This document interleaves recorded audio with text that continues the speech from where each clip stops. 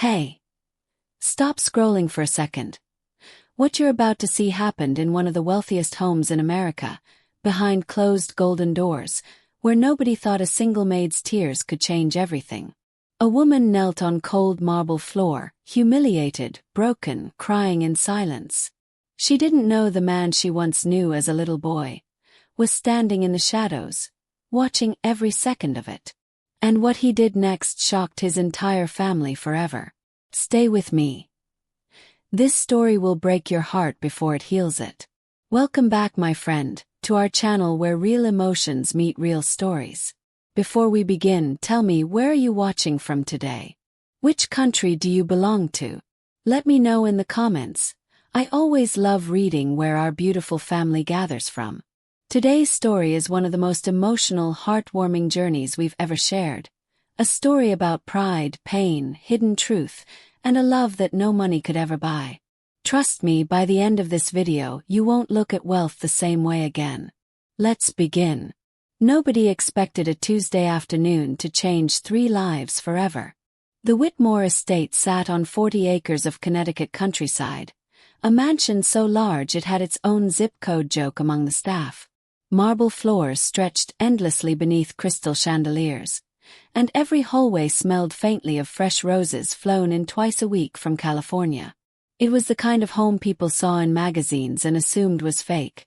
Too perfect, too polished, too far from ordinary life. Daniel Whitmore had grown up in that house, though not the way most people imagined. His father, Richard Whitmore, built a real estate empire from nothing, and by the time Daniel turned 32, he was already running half of it. Tall, composed, always in a crisp white or navy suit, Daniel carried himself like a man who had learned early that emotions were expensive and silence was cheaper. He was engaged to Victoria Lane, a woman as beautiful as she was calculated. Victoria came from old money too.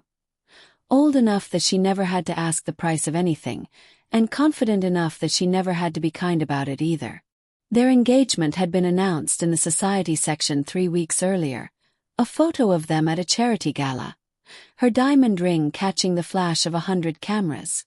To the outside world, Daniel and Victoria looked like perfection. 2 beautiful, wealthy people destined for a fairy tale wedding at the estate's rose garden in the spring. But perfection, as most people eventually learn, is usually a performance. That Tuesday started like any other. Daniel was in his father's old study, going over blueprints for a new development downtown, when he heard raised voices echoing from the main hallway. He recognized Victoria's voice immediately. Sharp, clipped, the kind of tone she used with waitstaff, with valets, with anyone she considered beneath her. He almost ignored it. Almost. Something in her tone that day was different. Angrier. Crueler. He set down his pen and walked toward the hallway. His footsteps silent on the thick carpet runner, the way they'd always been since he was a boy sneaking around this house avoiding his father's temper. What he saw stopped him cold. Victoria stood over a woman kneeling on the marble floor, an older woman in a pale pink housekeeping uniform, her hands trembling as she tried to gather shattered pieces of a porcelain vase. A dark bruise was already forming near her cheekbone, and there was a small cut above her eyebrow, a thin line of blood catching the chandelier light. "You clumsy, useless woman," Victoria hissed, her voice trembling with fury. "Do you have any idea what that vase cost? More than you'll make in 5 years, and you can't even walk past it without breaking it." The woman on the floor didn't argue. She didn't even lift her head. She simply whispered, "I'm sorry, ma'am. I'll clean it up right away." "Sorry doesn't fix a 200-year-old Chinese antique," Victoria snapped. And then, without warning, she reached down and yanked a fistful of the woman's curly gray-streaked hair, forcing her head up. "Look at me when I'm talking to you." The woman's eyes lifted, wide with pain and humiliation, and for one impossible second, everything in Daniel's chest turned to ice. He knew those eyes. He hadn't seen them in 25 years, but he knew them instantly, the way you know your own reflection even after years apart. It couldn't be her. It shouldn't be her. And yet there she was, kneeling on his family's marble floor, being humiliated by the woman he was about to marry. And she hadn't even looked toward the hallway where he stood frozen in the shadows. Daniel's hands curled into fists at his sides. His breath caught somewhere between his throat and his heart. For 25 years he had wondered what happened to her. For 25 years, a part of him had carried a question he never dared ask out loud. And now, in the worst possible moment, in the cruelest possible way, that question was kneeling 3 feet in front of him, bleeding from a cut above her eye. He should have stepped forward right then. He should have stopped it immediately. But something else stopped him first. The sound of his own heartbeat pounding in his ears, and a memory so sudden and so powerful it nearly buckled his knees. He remembered a rainy night. He remembered small hands wrapped around his. He remembered a voice singing softly in the dark, promising him everything would be okay. He remembered a woman named Rosa, the vase forgotten, Victoria's anger forgotten. In that single frozen moment, Daniel Whitmore was 7 years old again, and the only thing that mattered in the entire world was the woman kneeling on that floor. What he didn't know yet, what none of them knew yet, was that this moment, this humiliation, this accident with a shattered vase, was about to unravel a secret the Whitmore family had buried for 25 years. And nothing in that mansion would ever be the same again. The woman's name, according to the household staff records, was Rosa Delgado, age 58, hired 8 months earlier as a part-time housekeeper. But Daniel knew her by a different name. A name from a life so far in his past, it sometimes felt like a dream he'd made up as a lonely child. To understand why Daniel froze in that hallway instead of immediately defending her, you have to go back 25 years, to a small apartment above a laundromat in Hartford, where a 6-year-old boy named Danny lived with a mother who worked 2 jobs and a father who had already stopped coming home. Daniel's biological mother, Mary Ann, struggled with addiction. It wasn't something the Whitmore family ever spoke about publicly. Richard Whitmore had remarried into wealth long after that chapter, rewriting the family story so thoroughly that most people assumed Daniel had always lived a life of privilege. But he hadn't. For nearly 2 years, when Mary Ann was at her worst, unable to care for him, unable to even show up some nights, it was a neighbor from 2 floors down who quietly stepped in. A woman who worked as a cleaner in nearby office buildings, who had lost her own husband in an accident, who had no children of her own left living nearby. Her name was Rosa. Rosa fed him when there was no food in the apartment. Rosa walked him to school when Mary Ann couldn't get out of bed. Rosa sang him to sleep on nights when sirens outside sounded too close, when the walls felt too thin, when a small boy's world felt too frightening to survive alone. She never asked for anything. She never told anyone what she was doing, not wanting to embarrass Mary Ann, not wanting to draw the attention of anyone who might separate Danny from his mother entirely. She simply loved a child who wasn't hers, quietly, faithfully, without condition. Then one winter everything changed. Mary Ann passed away suddenly. Richard Whitmore, a man Danny had never met, arrived at the apartment building with lawyers and a driver, claiming paternity that had been legally established years earlier but never acted upon. Danny, confused, grieving, terrified, was taken from that small apartment above the laundromat within 72 hours. He never got to say goodbye to Rosa. He remembered crying in the back seat of an unfamiliar car, watching the laundromat disappear behind him, wondering why the woman who had loved him the most wasn't allowed to come. Richard Whitmore built a new life for his son. Private schools, tutors, a new mother figure in the form of a stepmother who was polite but distant. Danny became Daniel. The old apartment, the old neighborhood, the old woman who sang him to sleep. All of it was folded away into a childhood no one at Whitmore Enterprises knew existed. 4 years, Daniel searched, quietly, whenever he could. A private investigator hired in his 20s turned up nothing. Rosa had moved, changed jobs multiple times, seemingly vanished the way people without money and without power often do, swallowed by a system that doesn't keep good records of the ones who need remembering most. He had almost given up hope of ever finding her. And now, 25 years later, she was kneeling on his family's marble floor, being humiliated by the woman he had promised to marry. And she had somehow, impossibly, ended up as a housekeeper in his own home without either of them knowing. Daniel's mind raced backward through the past 8 months. Had he passed her in a hallway and not recognized her? Had he walked by her a dozen times, too consumed with meetings and blueprints and Victoria's wedding planning to actually look at the woman polishing his banister? Guilt hit him harder than anything Victoria had said or done. He stepped out of the shadows. "Victoria," he said, his voice low and dangerously calm. "Let go of her. Now." Victoria spun around, startled, her grip on Rosa's hair loosening in surprise. "Daniel, I didn't realize you were. This woman broke the Qing vase, the one your father." "I don't care about the vase," Daniel said, crossing the hallway in 3 long strides, kneeling immediately beside Rosa, his hands hovering near her injured face, afraid to touch, afraid this was somehow still a dream he might wake from. "Rosa!" The old woman's eyes widened as she finally looked at him properly, past the expensive suit, past the 25 years, straight into the face of the boy she used to sing to sleep. "Danny," she whispered, her voice breaking. "Little Danny." And in that hallway, surrounded by chandeliers and marble and a shattered antique vase worth more than most people's homes, a grown man began to cry in front of his staff for the first time in his adult life. Victoria stood frozen, watching, suddenly, terribly aware that something enormous was happening that she did not understand, and that whatever it was, it had just changed everything about the wedding she'd spent 3 months planning.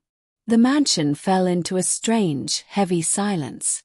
Daniel knelt on the marble floor, ignoring the $1,000 suit fabric pressing into the cold surface, ignoring the porcelain shards scattered around them, ignoring everything except the trembling woman in front of him. "It's really you," he said, his voice thick. "I looked for you. 4 years, Rosa. Hired people. I searched everywhere. I thought." His voice cracked. "I thought I'd never see you again." Rosa's hands, still shaking from Victoria's cruelty, reached up slowly, cautiously, as if she still couldn't quite believe the man in front of her was real. Her fingers touched his cheek the way they used to when he was small and frightened and needed comforting after a bad dream. "I never stopped thinking about you," she whispered. "Not one single day in 25 years." Victoria's sharp voice cut through the moment like glass breaking. "Someone want to explain what's going on? Daniel, you're on the floor. With the help." The word help landed in the hallway like a slap. Daniel rose slowly, and when he turned to face Victoria, something in his expression had shifted permanently. Gone was the calm, controlled businessman she was engaged to. In his place stood a man whose entire foundation had just been rebuilt in front of him, and he was no longer willing to pretend certain things didn't matter. "This woman," Daniel said, his voice steady but edged with something dangerous, "raised me. When my mother couldn't. When I had no food, when I was scared, when nobody else in this world cared whether I lived or died. Rosa was there. She sang to me. She fed me from her own plate when there wasn't enough for 2 people. She walked 3 miles in the snow to make sure I got to school." Victoria's confident expression faltered, just slightly. "Daniel, I didn't know." "You didn't ask," Daniel interrupted. "You never ask about the people who work in this house. You've never once learned a housekeeper's name in the 8 months we've been engaged. Did you know that, Victoria? I watched you for the past 10 minutes and you called her clumsy woman and the help, but never once said her name." Victoria's face flushed, embarrassment mixing dangerously with anger. "I was upset about a priceless family heirloom." "It's a vase," Daniel said flatly. "It's replaceable. Rosa isn't." The hallway had gone completely silent except for the quiet, distant hum of the mansion's central air. 2 other staff members had appeared at the edge of the hallway, drawn by the commotion, watching with wide eyes, clearly having witnessed scenes like this before but never quite like this. Victoria's eyes darted between Daniel and Rosa, calculating, The way she calculated everything. Social standing, financial implications, how this would look if word got out. Daniel, you're embarrassing yourself in front of the staff. Let's discuss this privately upstairs like adults. No, Daniel said. We're going to discuss it right here, because I think everyone in this hallway deserves to hear the truth about the woman I'm supposedly marrying. And that was when the real twist began to unfold. Not the twist of Rosa's identity, which Daniel already understood, but something Victoria hadn't accounted for. Because unbeknownst to everyone in that hallway, Richard Whitmore, Daniel's father, the founder of the family empire, a man known throughout Connecticut for his ruthless business instincts and his even more ruthless instincts about people, had been standing at the top of the grand staircase for the last 3 minutes. He had seen everything, every word, every ounce of Victoria's cruelty, and every ounce of his son's transformation. Victoria! Richard's voice boomed from above, causing everyone in the hallway to look up at once. How you treat people who can do nothing for you says more about your character than every dollar in your family's trust fund. Victoria's face drained of color. Richard Whitmore rarely spoke directly to her, and never with that tone. Mr. Whitmore, I watched you humiliate a woman on her knees, Richard continued, descending the staircase slowly, each step deliberate, each word landing like a verdict. I watched you pull her hair like she was livestock. And I watched my son, a man I raised to have more backbone than his old man sometimes did, finally show me exactly the kind of person he's become. He reached the bottom of the stairs and stood beside Daniel, looking down at Rosa with an expression none of them expected. Recognition and something that looked almost like shame. Rosa, Richard said quietly. I remember you. From the apartment.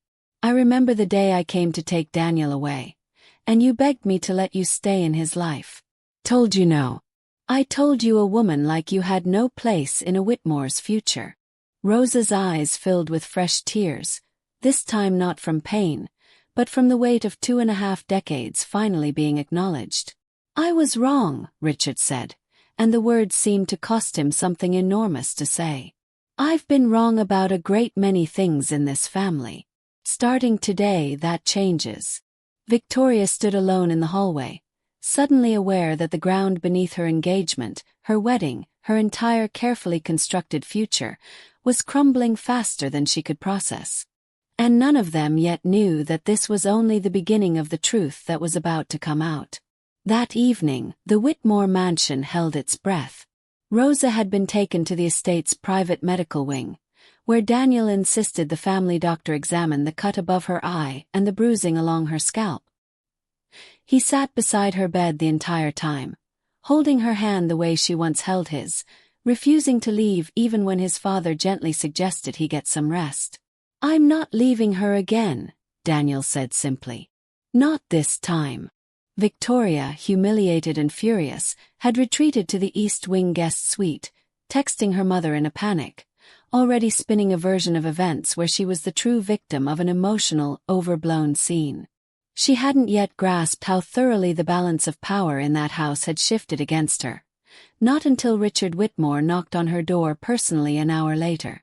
We need to talk, he said, his tone leaving no room for negotiation. But the true twist of the story, the one that would change everything not just for Rosa and Daniel, but for the entire Whitmore family legacy, came later that night after the doctor left, after Rosa had been given something to help her rest, after Daniel finally sat alone with his father in the study where this whole day had begun. There's something you need to know, Richard said, pouring 2 glasses of scotch neither of them would drink much of. About Rosa. About why I really refused to let her stay in your life. Daniel's jaw tightened. 'Cause she was poor. Because she didn't fit the image you wanted for me. That's what I always let you believe, Richard said quietly. It was easier than the truth. Daniel looked up sharply. What truth? Richard was quiet for a long moment, staring into his glass, and when he finally spoke, his voice carried 25 years of buried guilt. Your mother, Marianne, wasn't the only woman I failed in that neighborhood, he said. Rosa's husband died in a construction accident on one of my early development projects. A site I cut corners on to save money, back when the company was young and I was desperate and reckless. I never told anyone. I paid off the investigation. I made sure it never traced back to Whitmore Enterprises. Daniel felt the floor tilt beneath him. You're saying Rosa's husband died because of you? Yes, Richard said, meeting his son's eyes for the first time in the conversation. And when I came to take you away after your mother passed, Rosa recognized me. She knew who I was. She could have destroyed me publicly, could have gone to the press, could have sued the company into bankruptcy with the evidence she'd quietly gathered over the years. Instead, she asked for only one thing. What?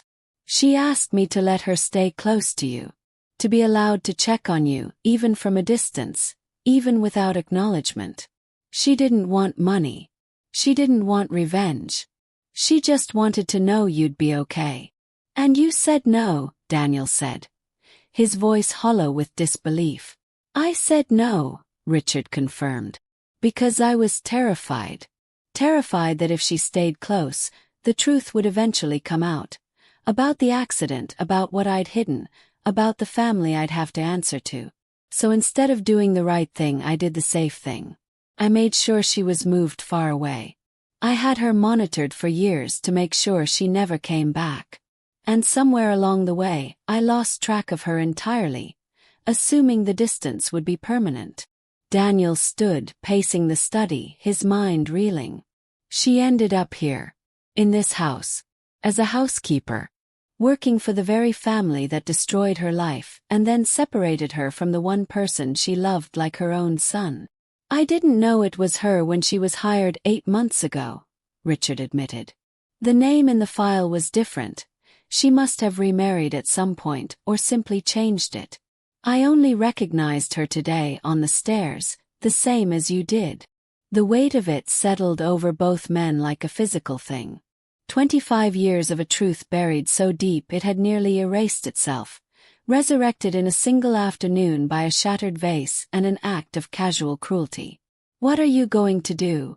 Daniel asked quietly. Richard set down his glass.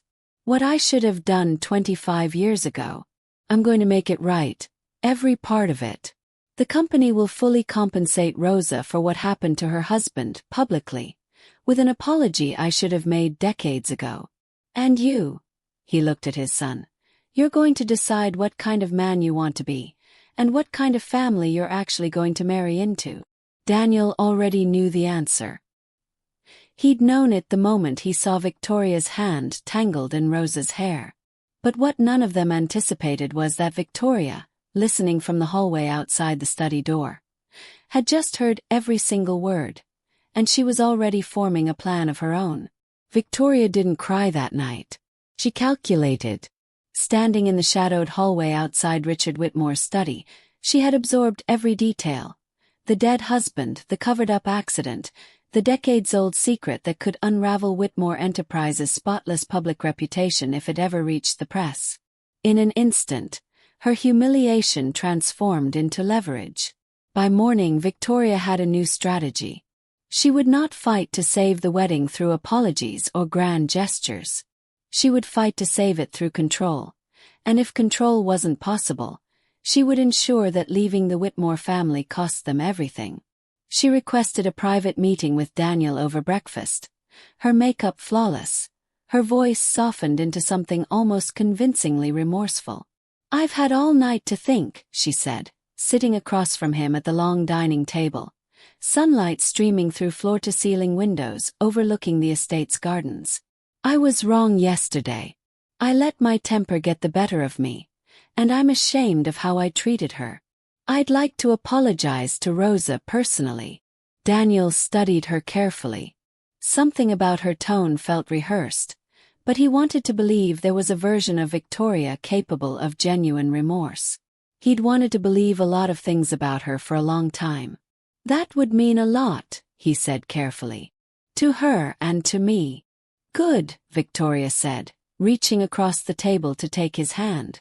Because I don't want to lose you over this, Daniel. Love you. And I think if we handle this the right way, quietly, privately, we can move past it and still have the wedding everyone's expecting in the spring. There it was, buried in her words, the true agenda. Quietly, privately, move past it. She wasn't asking for forgiveness. She was asking for silence. Daniel felt something cold settle in his chest. What do you mean, handle it the right way? Victoria's expression flickered, just for a moment, before smoothing back into composure. I only mean there's no need for this to become some big public scandal. Your father's company, the accident, all of it. Some things are better left in the past, don't you think? For everyone's sake. Daniel set down his coffee cup slowly, understanding crystallizing with painful clarity. You're threatening to use what you overheard last night. Rosa's husband. The accident. You're saying you'll keep quiet about it. In exchange for what exactly? Me marrying you anyway. Pretending yesterday never happened. Victoria's carefully constructed apology crumbled instantly, replaced by the sharp, calculating woman from the hallway the day before. I'm saying, Daniel, that some information could be very damaging to your family's reputation if it reached the wrong ears. Business partners, investors, journalists who love a good corporate scandal. I'm simply suggesting that loyalty should be rewarded, and that walking away from our engagement now, after everything, would be a mistake with real consequences. You're blackmailing me, Daniel said, disbelief and fury rising in equal measure. On the same day you humiliated the woman who raised me, in the same house where my father just confessed to a mistake that's haunted him for 25 years, you're standing here threatening to weaponize that pain for your own benefit. I prefer to call it negotiation, Victoria said coolly, any pretense of remorse now fully abandoned. Daniel stood from the table, his chair scraping loudly against the marble floor. Get out. Daniel. Pack your things and get out of this house. Today. And if you think for 1 second that threatening my family will convince me to marry you, you've badly misjudged who I've become. Victoria's eyes narrowed. You'll regret this. Do you understand what I could do to your family's stock price? To Whitmore Enterprises' credibility? Then do it, Daniel said, his voice unshakably calm now. The panic and grief of yesterday transformed overnight into something harder, clearer. Go to every journalist in New York if you want. My father's already decided to make this right publicly, on his own terms, before you could ever use it against us. You have no leverage, Victoria. You never did. You just have cruelty, and cruelty runs out of power the moment people stop being afraid of it. For the first time since Daniel had known her, Victoria had no clever response. She simply stood, gathered what remained of her composure, and walked out of the dining room without another word. 3 hours later, her belongings were packed and loaded into a car, and the engagement that had been announced with such fanfare 3 weeks earlier was quietly, permanently over. Upstairs, in the estate's private medical wing, Rosa was slowly recovering, unaware of the storm that had passed through the house on her behalf. When Daniel finally returned to sit beside her bed that afternoon, she looked at him with the same gentle concern she'd carried for him since he was 6 years old. You look tired, Danny, she said softly. What happened? Daniel took her hand and smiled for the first time all day. Something ended today that needed to end a long time ago, he said. And something else is just beginning. The weeks that followed transformed the Whitmore estate in ways no one could have predicted. Richard Whitmore, true to his word, called a press conference 3 days after the incident, a decision that stunned his board of directors and terrified his PR team. Standing in front of cameras with a steadiness that surprised even Daniel, Richard publicly acknowledged the construction accident that had claimed the life of Rosa's husband, Manuel Delgado, 26 years earlier. He detailed how the company had covered up safety violations to protect its early reputation, and he announced the establishment of the Delgado Family Foundation, funded with an initial $50 million endowment, dedicated to worker safety advocacy and support for families affected by workplace accidents nationwide. The story made national headlines, not as the scandal Victoria had hoped to weaponize, but as an extraordinary act of corporate accountability rarely seen from a company of Whitmore Enterprises' size. Stock prices dipped briefly, then recovered as public sentiment shifted in the company's favor. Analysts called it one of the boldest transparency moves in recent corporate history. But for Daniel, none of the financial fallout mattered nearly as much as watching his father sit beside Rosa during the press conference, publicly apologizing not just for the accident, but for separating her from Daniel all those years ago. "I made a choice out of fear and pride that cost this woman everything," Richard said, his voice carrying real emotion for the first time in Daniel's memory. "She lost her husband because of decisions my company made. And then I compounded that loss by taking away the one relationship that gave her joy in the years that followed. Her bond with my son. There is no amount of money that can undo that. But I intend to spend whatever time I have left trying." Rosa, sitting beside him in a simple navy dress, her bruise now faded to a faint yellow shadow near her cheekbone, wiped away tears as reporters' cameras flashed around her. In the months that followed, Rosa moved out of the staff quarters and into a guest cottage on the estate's grounds, not as an employee, but as family. Daniel visited her every single day, sometimes just to sit with her over coffee, sometimes to simply exist in the same room as a woman whose presence had once been the only stability in his chaotic childhood. Slowly, the pieces of the past 25 years began knitting themselves back together. Rosa told him stories he'd forgotten, about the birthday she'd celebrated for him with a single candle stuck into a grocery store cupcake because that was all she could afford, about the winter she'd sold her own coat to buy him proper boots for the snow, about the night she'd stayed awake, praying he'd grow up safe and loved even after she could no longer be the one to provide it. "I never stopped praying for you," she told him one evening, as autumn light filtered gold through the cottage windows. "Every single night. I'd look up at the stars and ask God to make sure wherever you ended up, someone loved you the way I couldn't anymore." "Someone did," Daniel said quietly. "It just took a long time for me to understand who taught me how to recognize what love actually looked like in the first place." Meanwhile, Victoria's public image suffered its own quiet unraveling. Details of her cruelty toward household staff, not just Rosa, but others who finally felt safe enough to speak up once the story broke, surfaced across social media. Her family's business partners quietly distanced themselves. The wedding that would have been the social event of the season instead became a cautionary tale whispered about at Connecticut country clubs for months afterward. But this story was never really about Victoria's downfall. It was about something far more important, the slow, patient rebuilding of a bond that time, distance, and injustice had nearly destroyed forever. And just when it seemed like the Whitmore family's story had found its resolution, one final piece of the puzzle remained. A piece that would reveal itself in the most unexpected way, at the very moment Daniel least expected it.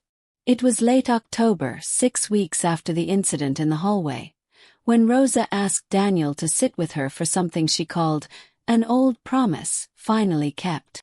They sat together in the small cottage, autumn leaves swirling past the windows in shades of amber and rust. Rosa pulled a worn wooden box from beneath her bed, its edges soft with age, its lid held shut with a small brass latch that clicked open with a sound like a held breath finally released. "I kept this for 25 years, she said, her hands trembling slightly as she opened it. "I always hoped I'd get the chance to give it to you, even when I thought that chance was gone forever." Inside the box were photographs, dozens of them carefully preserved. Daniel as a small boy, gap-toothed and laughing on a swing set. Daniel asleep on Rosa's shoulder on a city bus. Daniel's tiny hand wrapped around Rosa's finger on what appeared to be his first day of kindergarten. Alongside the photographs were letters, dozens of unsent letters addressed simply to Danny, dated across years, decades even, each one written to a boy who would never receive them. "I wrote to you every year on your birthday," Rosa explained, her voice thick with emotion. Even though I had no address to send them to. Even though I didn't know if you were even still called Danny, or if you'd grown up to hate the memory of that apartment entirely. I wrote anyway. I needed you to exist somewhere, even if it was only on paper. Daniel picked up one of the letters with shaking hands, the ink faded but legible, dated to what would have been his 10th birthday. Dear Danny, it read. I hope wherever you are, someone made you a cake today. I hope you're eating enough. I hope someone tucks you in at night and tells you you're loved the way I used to. I think about you every single day. I hope you remember me even a little. I hope you're happy. That's all I ever wanted for you to be happy, safe and loved, even if it couldn't be by me. Daniel had to set the letter down, his composure finally breaking completely, tears he'd been holding back for weeks finally spilling over.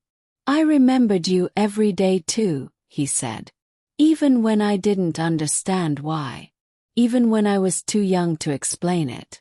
There was always this feeling like something important was missing, like there was a person I was supposed to still know but couldn't quite reach. It was you. It was always you. Rosa reached over and pulled him into an embrace the way she had 1,000 times when he was small. Steady, warm, unconditional. I have one more thing to show you, she said, once they'd both wiped their eyes. From the bottom of the box, she pulled out a final photograph, one Daniel had never seen before. A photo of Rosa's husband, Manuel, holding a baby that wasn't Daniel. This is my son, Rosa said softly. Miguel. He would have been your age, almost exactly. He passed away when he was only 2, a few months before Manuel died. Complications from a fever that we couldn't afford to treat properly in time. Daniel's breath caught. Rosa, I didn't know. I never told anyone, she said. It was easier not to. But when I met you, Danny, a scared, hungry little boy living upstairs with a mother who couldn't always care for him, something in me healed a little. I wasn't just helping you. You were helping me remember what it felt like to love a child again, after I thought that part of my heart had died with Miguel and Manuel. The truth settled over Daniel with overwhelming clarity. Rosa hadn't simply been a kind neighbor doing a good deed. She had been a grieving mother, quietly, desperately pouring every ounce of unspent love into a little boy who needed exactly what she had left to give. Their bond hadn't been charity. It had been mutual salvation. You saved me, Daniel whispered. And I never even knew I was saving you too. We saved each other, Rosa said, smiling through fresh tears. That's what family does, Danny. Even the family we choose instead of the family we're born into. Outside the cottage window, the last golden light of an October afternoon settled over the estate, and for the first time in 25 years, both of them felt something they hadn't dared name in a long time. Complete. Word of Rosa's story, quietly at first, then more widely as journalists dug deeper into the Whitmore Enterprises press conference, began to spread beyond Connecticut. A local news feature turned into a national human interest piece. The story of a wealthy businessman's son reuniting with the impoverished neighbor who had raised him during his darkest childhood years captured something the public was hungry for. Proof that even in a world dominated by headlines about greed and cruelty, genuine goodness still existed and still mattered. Letters began arriving at the Whitmore estate. Hundreds of them, then thousands. Strangers writing to Rosa, thanking her for reminding them what real love looked like. Former foster children writing about the caregivers who had shaped their lives without recognition. Widows and widowers writing about loss and unexpected healing. The story had become something larger than Daniel or Rosa or even the Whitmore family. It had become a mirror held up to a nation hungry for reminders of human decency. Daniel, watching the response unfold, felt something shift in him beyond his personal reunion with Rosa. He began to understand gradually that his family's wealth and influence could be used for something more meaningful than expansion and profit. "I want to build something," he told his father one evening in the study, the same room where the truth had first unraveled months earlier. Not just the Delgado Foundation for worker safety. Something for people like Rosa, caregivers who step in when the world fails a child, people who never get recognized, never get compensated, never get thanked. Richard, older and visibly softened by the months of reckoning, nodded slowly. "What did you have in mind?" Over the following weeks, Daniel worked alongside Rosa to design what would eventually become the Rosa Delgado Kinship Care Initiative, a nationwide program providing financial support, housing assistance, and healthcare benefits to informal caregivers. Neighbors, family friends, and extended relatives who step in to raise children in crisis without any legal or financial recognition. The invisible safety net that quietly holds together countless struggling families across the country. Rosa, who had spent decades believing her sacrifice for a frightened little boy had gone unnoticed and unrewarded, found herself standing at the center of a movement that would eventually help thousands of families like the one she and Daniel had once formed out of necessity and love. "I never wanted recognition," she told Daniel one afternoon, watching construction begin on the initiative's first regional support center just outside Hartford. Fittingly, only a few miles from the old apartment above the laundromat where their story had first begun. "I just wanted you to be okay." "I know," Daniel said, wrapping an arm around her shoulders. "But now thousands of other Dannies out there are going to be okay too, because of what you taught me love actually looks like." As winter settled over the Whitmore estate, the mansion that had once felt cold and performative to Daniel, full of expensive antiques and careful social appearances, began to feel like something closer to an actual home. Rosa hosted Sunday dinners in the cottage, insisting on cooking the same simple recipes she'd once made in that cramped Hartford apartment, filling the estate's grounds with smells of home-cooked stew and fresh bread that no amount of imported roses or crystal chandeliers had ever provided. Richard Whitmore, humbled by months of public accountability and private reflection, began attending those dinners too, slowly rebuilding a relationship with his son that had always been formal, distant, transactional, replaced now with something more honest, if still imperfect. And Daniel, for the first time in his adult life, began to understand that everything he'd been taught to value, the mansion, the empire, the social status, meant nothing compared to the woman who had once shared her last plate of food with a hungry, frightened little boy simply because he needed someone, and she had chosen, against every reasonable instinct of self-preservation, to be that someone. But the story's most powerful moment was still ahead, one final chapter that would bring everything full circle in a way none of them could have anticipated. Spring arrived at the Whitmore estate exactly 1 year after the day Victoria had knelt over Rosa in that marble hallway. The Rose Garden, once intended to host Daniel and Victoria's extravagant wedding, had been transformed instead, not into a wedding venue, but into the site of the first annual Delgado Kinship Care Gala, a fundraising event bringing together families, advocates, and supporters of Daniel and Rosa's initiative from across the country. Rosa, now 60 years old, stood beneath an archway of white roses, dressed simply but elegantly in a soft blue dress Daniel had insisted on buying for her. Not out of obligation, but because he wanted, for once, to spoil the woman who had given him everything and asked for nothing in return. Hundreds of guests filled the garden that evening. Foundation donors, journalists who had covered the story, families who had already benefited from the initiative's early pilot programs, and, standing quietly near the back, several former Whitmore household staff members whom Daniel had personally invited, wanting them to witness firsthand how far the family had come since that painful day in the hallway. As the sun began setting behind the estate's hills, painting the sky in deep gold and lavender, Daniel stepped up to a small podium set among the roses, and the garden fell quiet. "A year ago," he began, his voice carrying clearly across the crowd, "I watched someone I loved, someone I thought I loved at least, humiliate a woman on her knees in my own home. And for a few terrible seconds, I hesitated before stepping in, frozen by shock, by recognition, by 25 years of buried grief I didn't even know I was still carrying." He paused, glancing toward Rosa, who watched him with tears already gathering in her eyes. That woman was Rosa Delgado. Some of you know her story by now.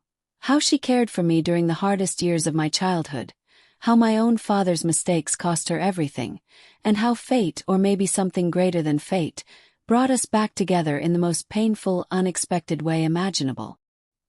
He looked out at the crowd, at the families who had traveled from across the country to be there, some of them raising children not biologically their own, quietly, without recognition, exactly as Rosa once had. What Rosa taught me, what she's always tried to teach me, even when I was too young or too privileged to understand it, is that family isn't about blood or money or last names on a mansion deed. Family is about who shows up, who stays, who sacrifices without expecting anything in return. Rosa showed up for me when no one else did. And today, because of her, we're going to show up for thousands of families just like ours. The crowd erupted into applause, many wiping away tears of their own, recognizing pieces of their own stories reflected in Daniel's words.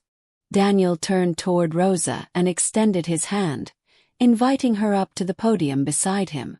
She walked forward slowly, the same gentle strength in her steps that had once carried her 3 miles through snow to walk a frightened little boy to school. "I want to say something too," Rosa said, her voice trembling but clear as she took the microphone. "For 25 years, I believed loving that little boy was the one good thing I managed to hold on to, after I lost everything else that mattered to me. I never imagined that love would come back to me 100 times over, not just in Danny finding me again, but in all of you, in every family this foundation will help going forward." She looked directly at Daniel, her eyes shining with a lifetime of love finally, fully acknowledged. "They say blood is thicker than water," she said. "But I've learned something different in my 60 years on this earth. Love, real love, the kind that shows up even when it costs you everything, that's thicker than both. That's the only thing in this world truly worth building a family around." As the garden erupted into applause once more, Daniel pulled Rosa into an embrace, 25 years of separation and grief and searching finally, completely healed in the golden light of that spring evening. 1 year later, the Rosa Delgado Kinship Care Initiative had expanded to 14 states, providing support to over 3,000 informal caregivers. Grandparents, neighbors, family friends, and community members quietly holding together the lives of children the system had otherwise overlooked. Rosa still lived in the cottage on the Whitmore estate, though she now split her time traveling to new regional centers, meeting families whose stories echoed her own. Sacrifice without recognition, love without expectation, the invisible backbone of countless American households. Daniel had stepped back from much of Whitmore Enterprises' day-to-day real estate operations, choosing instead to lead the foundation full-time, a decision his father had once feared would be reckless but now spoke about with unmistakable pride whenever reporters asked about his son's transformation. "I built an empire," Richard told one interviewer, "but my son is building something that will actually matter 100 years from now. That's a legacy I'm proud to have finally understood." As for Victoria, she eventually married into another wealthy family in New York, her story quietly becoming a cautionary tale whispered at social gatherings for years afterward, a reminder that character, not appearance, is what truly determines a person's worth, especially in the moments when no one important seems to be watching. But the true heart of this story was never about wealth lost or wealth gained. It was about a woman who once had nothing, who gave everything she had to a frightened little boy simply because he needed love and she had love left to give, even after grief had taken everything else from her. It was about a man who, despite growing up surrounded by privilege, never forgot the quiet lessons taught to him by someone the world had overlooked, that kindness costs nothing but means everything, that true wealth is measured in who shows up for you when you have nothing to offer in return, and that sometimes, the family that saves you isn't the one you're born into, but the one that chooses you anyway. If this story touched your heart today, if it reminded you of someone in your own life who showed up for you when it mattered most, a neighbor, a teacher, a friend, someone who loved you without conditions, I hope you'll take a moment to think of them and maybe even reach out and tell them what they meant to you while you still have the chance. Because somewhere out there tonight, there's a Rosa in someone's story, quietly loving without recognition, and a Danny who may not yet realize how deeply that love shaped who he became. If this story moved you, please give it a like. It truly helps our channel bring more stories like this one into the world. Subscribe if you'd like to be part of our storytelling family, where we share real, raw, heartfelt journeys every single week. And if you know someone who needs a reminder today that love, real love, always finds its way back home, please share this story with them. Thank you for staying until the very end. I'll see you in the next story, my friend. Take care of yourselves and take care of the roses in your life.